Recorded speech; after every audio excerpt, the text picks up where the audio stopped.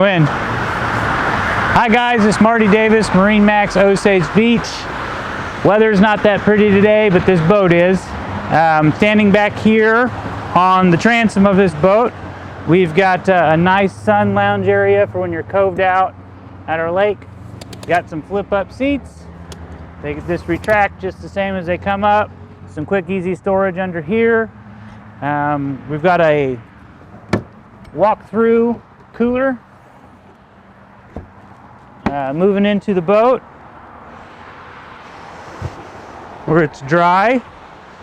You can see the boat is lit up with some really nice accent lights all around. At nighttime this boat just glows. We've got sea deck throughout the boat. In here we've got a nice refrigerator, some storage there. Boat is equipped with two 300 horsepower Mercury motors. Sea Ray's known for their nice looking hardtop.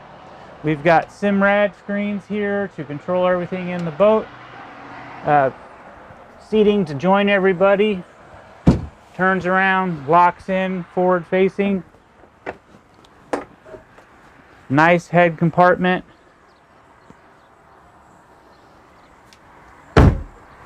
We've got a Fusion stereo. Great sound.